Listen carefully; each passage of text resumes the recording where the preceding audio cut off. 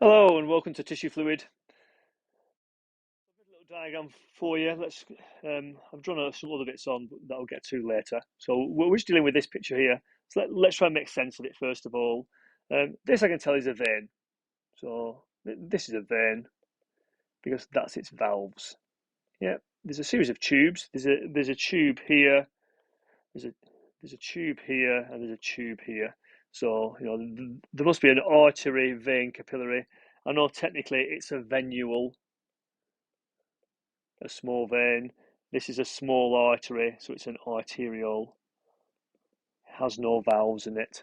It's got a thicker wall, a narrower comparable lumen compared to the comparable vein, and therefore this blood vessel here, which I'm trying to think how I can label it. Let's just do it here. So it's that one there. This is our capillary. Okay. These are body cells. I thought about labeling this before I did it, but yeah. So here, that's a body cell. Sorry for crossing over the valve. Body cell. So therefore, the surrounding tissue, the surrounding fluid around the tissue is tissue fluid. They often ask about the difference between tissue fluid and plasma. So this is tissue fluid. And I know if this is the arterial end of the capillary, and this is the venous end of a capillary. Therefore, blood is flowing. Switch pen. It's flowing from left to right on the diagram. It goes from arterial end to venous end. And we're going to show that as these graphs later on. I've kind of made the length of the capillary the length of my x-axis on this graph, distance along capillary, and we're going to look at blood pressure and water potential. So we're just going to zoom in, and I'm going to get to these things when I need to. We're just going to zoom into here, okay, at the arterial end of the capillary. So I'm just going to come right over here. This is that part of the diagram. So this is the arterial end. Yeah, so this is the arterial end of capillary. And these are the cells that form the capillary wall. So these are endothelial cells. Endothelial cells. It's like I have to spell by speaking it slowly. Of capillary wall. So therefore, remember, yeah, capillaries are one cell thick. And at the arterial end, again, blood's flowing from left to right still. There's a few key things to remember. That these cells can be kind of pushed apart. Okay, so they're kind of held together, but when there's high blood pressure, you can get these little pores appearing. So at the arterial end, you get a loss of anything small in the blood is going to be lost. So we get a large loss of anything small. Yeah, so this is just small molecules come out. And when we say small molecules, we are e.g. things like glucose that's carried in the blood plasma, amino acids, salt ions, even antibodies, crucially water as well. Okay? Um, in the blood, that stays in the blood, well, red blood cells are going to stay in the blood. They are enormous on this scale. I know they're a tiny cell, but there's a red blood cell. Yeah, it's like it's biconcave disc. It's too big to be filtered. It's like your GCSE kidney knowledge is this. So that's our RBC or red blood cell, and see its diameter is about the same diameter as the lumen of the capillary. So it's rubbing along the walls. So you can imagine there's a lot of resistance or friction here. And yeah, blood's going to really slow down as it goes through a capillary because of the rubbing of the red blood cell on the wall. So there's high resistance. So the blood pressure is going to decrease massively along a capillary network, and we're going to show that on the graph. The other key thing that's in the blood plasma, and it's kind of hard to show it because it's soluble but it's big. So I'm going to show it as like something that looks there. So there we go. This is a plasma protein. There's lots of these in the blood. So yeah, so there's a plasma protein. So those two things are too big to be filtered. Remember, this fluid here is blood plasma. So it's blood plasma within the capillary, and outside here where the body cells are, this is the tissue fluid. So they often ask about a difference. What's the difference between the composition of the blood plasma and the composition of the tissue fluid? Well, you can see here, the blood plasma contains cells. It contains red blood cells. I would never say white blood cells because white blood cells will roam out of here. Platelets should stay in the blood plasma unless there's damage to a capillary. But if it's about like things that are soluble in the blood plasma, I will be focusing on plasma proteins. Yeah, that these plasma proteins are only found within the blood plasma. Anyway, back to this loss of fluid, because this is about making tissue fluid, and you can see here that we're losing a lot. I've drawn a very badly drawn arrow, and I call that number 1. And down here, I'm just going to put number 2. Okay, so number 1 is that we get this loss of fluid, and that fluid, the water and its solutes that are small enough to move are going to move out. Yep, and this is due to high hydrostatic pressure. So that's what I'd say. When I'm writing my answer, is due to the high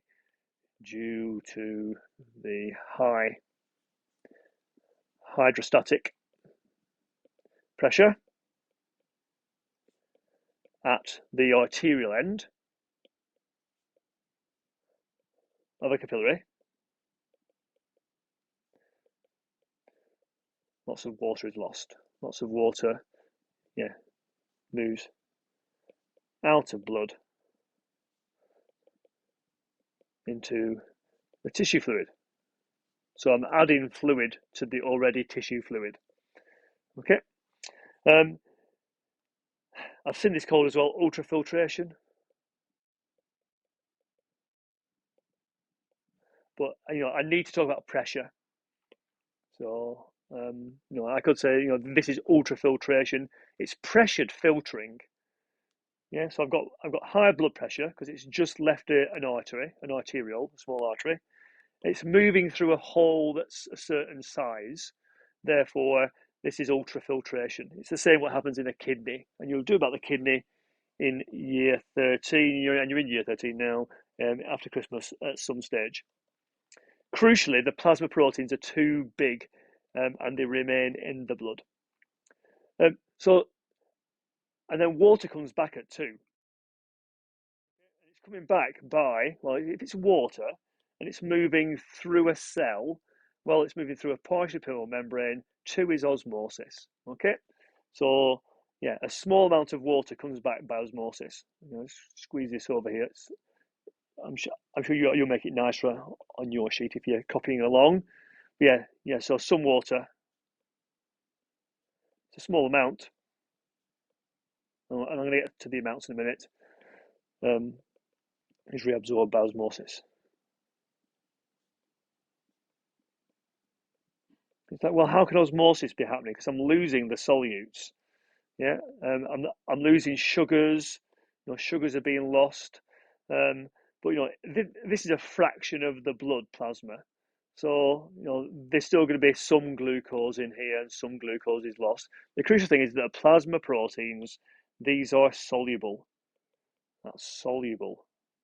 Yeah, and therefore that causes an osmotic gradient.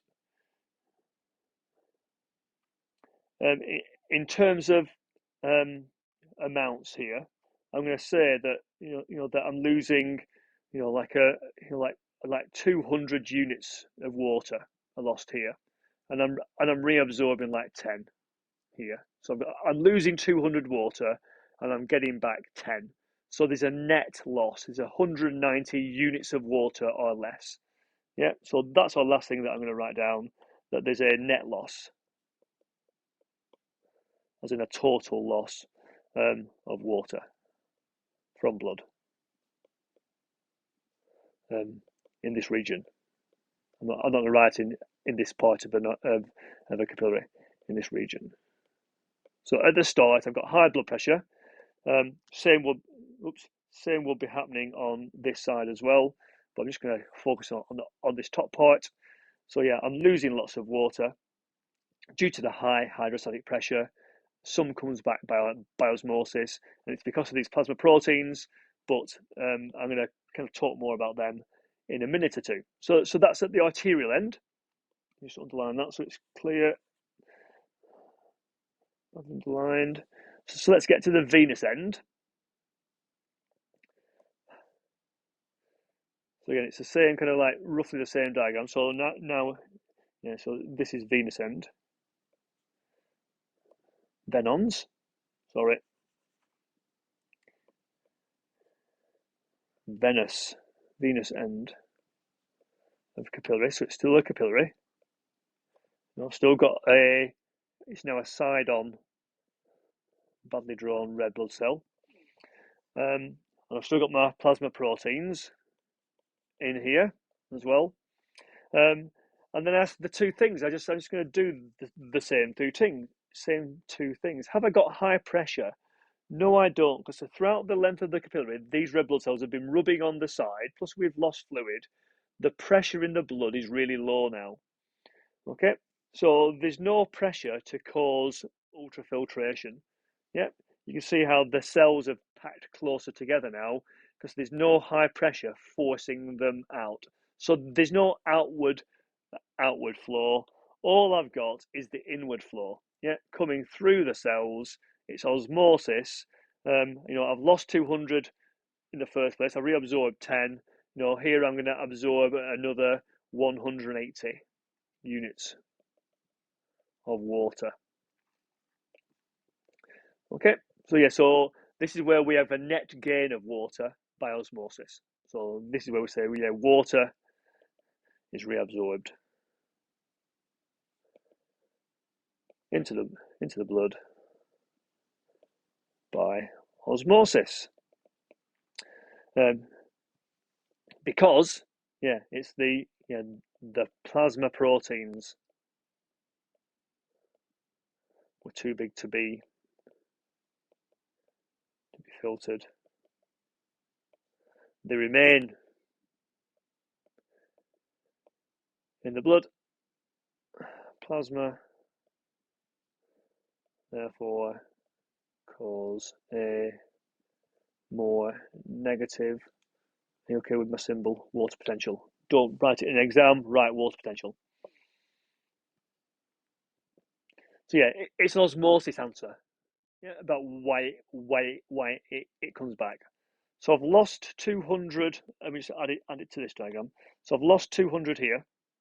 I'm saying I get back 10 by osmosis in a high pressure zone, and in a low pressure zone, I get back. What did I say? I got back 180. Yeah, I've done my maths right. And these cells will be making water as well, but I'm going to ignore that because respiration, aerobic respiration produces water. It's like, well, what happens to the other 10? I'm losing 200. I'm regaining 190. I've got 10 unaccounted for. The cells don't need it. They're making water. I'm therefore swelling up. So yeah, it's this thing here that takes in the next. Yeah, and this is a lymph vessel. It's got valves. It's got dead ends. That's how I know it's a lymph vessel. Okay, so that absorbs the rest. It's going through a black line. That's going through cells. It absorbs it by osmosis. Okay, so in terms of how tissue fluid is formed, let's just go back from like a picture form into a graphical form. Again, it's far neater, far more likely to be asked like this as well. You can imagine them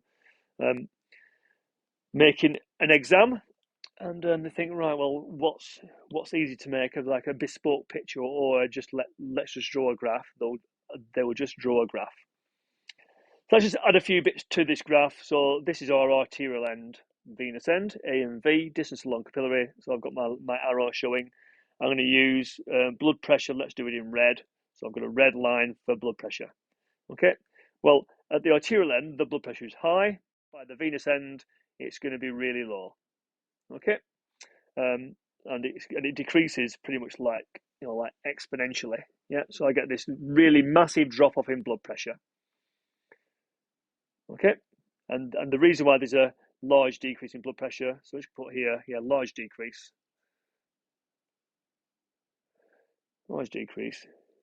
due to high resistance and loss of water. Because it's high pressure, it's squirting out between those cells, so it's like a leaky, high friction tube. And then let's do water potential, the blood plasma. So I'm now on, it doesn't really matter, it's the shape of the graph that really matters. So again, I have to start on this side. So I'm just going to pop it here. I'm going to say that this is the water potential that it has. So let's say that it is, minus 100. Remember, oops, cancel that, sorry. Pure water has a water potential of 0 kPa. So 0 kPa equals pure water. That's kilopascals. And the more solutes you add, the more negative the water potential. Well, because as we go along the capillary, we're losing water and solutes, but we are saving some solutes. We're making the blood plasma more concentrated. So therefore, its water potential decreases, but it comes back up again at the end. So it's like a U-shaped graph. So yeah, so this is like now, like minus 500. Where it peaks at the bottom. I'm making these numbers up, but they would be negative. So let's put a number 1 and number 2. Yeah, in terms of number 1, why do I get a decrease in water potential? Well, it's because we are losing water by ultrafiltration. Again, I could be saying due to the high hydrostatic pressure, so I could be repeating what I put before. But plasma proteins are too big. Plasma proteins are too large to be lost.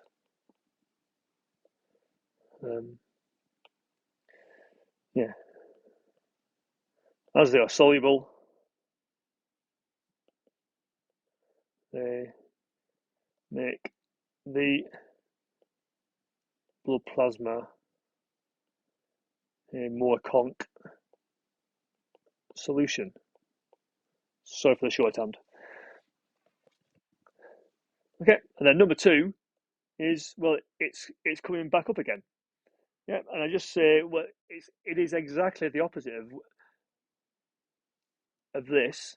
Well, not exactly, but it's I'm no longer doing ultrafiltration because the blood pressure is less now. However, there's now an osmotic gradient to pull it back.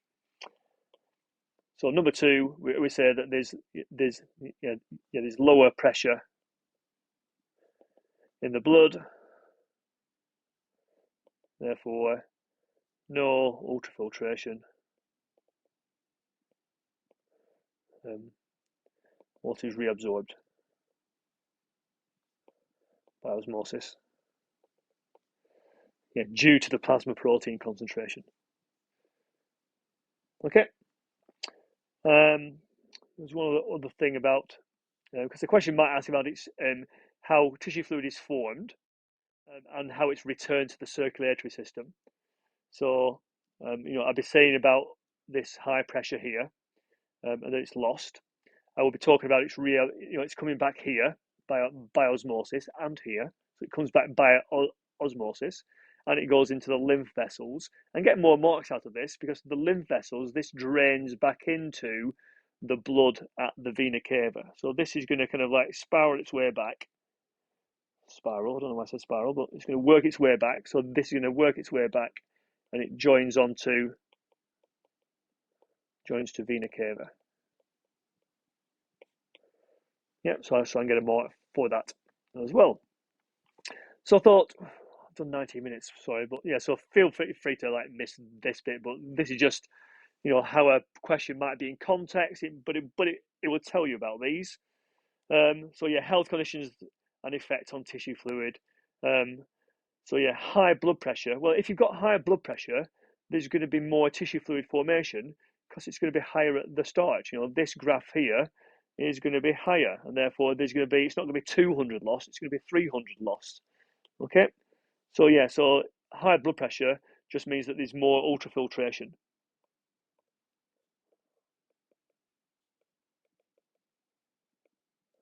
Therefore, more tissue fluid formation.